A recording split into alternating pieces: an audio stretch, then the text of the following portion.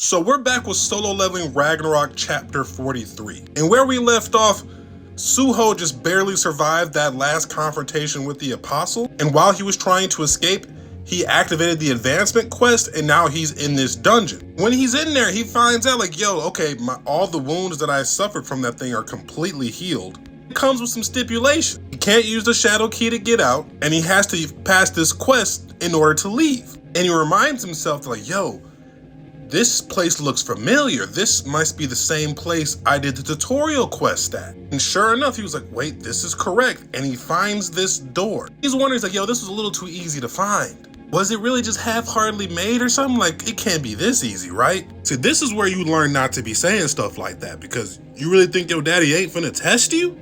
He walks in there, he feels this crazy presence, and he just sees this figure sitting on the throne and just shadows. And when he gets closer, he sees that figure is actually him, and he got the gauntlets on. Find out that that's him from the previous tutorial quest in the past. At this point, Suho is shaking in his boots because he remembers this is the same version of himself that took out that version of Biru. And Suho was like, damn, that's a strong nigga. I don't know if I can handle all that. While he's over here thinking to himself, the past self is over here charging up something devious and immediately blitzes Suho and just one-shots him like crazy. I ain't gonna lie, I would be pissed if my old self was one-shotting my current self. Like, did I truly regress? But after he gets one-shotted, Suho gets respawned. And you find out every time he's dying, he gets respawned and he has a couple lives left. And Suho comes to this idea, okay, from what I remember,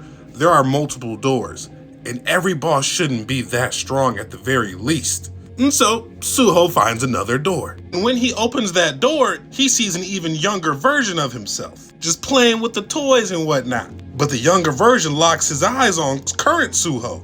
And them eyes look like he out for blood, I ain't gonna lie to you. And sure enough, that little baby boy is out for blood. Starts using ruler's authority on any and everything in the vicinity.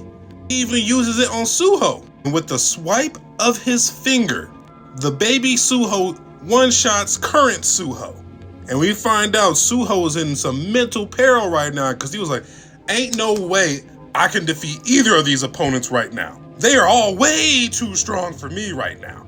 Then we get a system error too, because Suho originally thought, damn, I only got 3 lives for this. He already got 2 of them taken out with 1 life left. When the system malfunctioned, we find out there was a bunch of pillars that lit up with that blue fire symbolizing a life. Basically saying like, yo, you got a whole bunch more tries until you get out of here. And the quest is hidden with like, yo, you gotta defeat the being behind the door. And we find out that until he completes this advancement, he cannot leave this dungeon.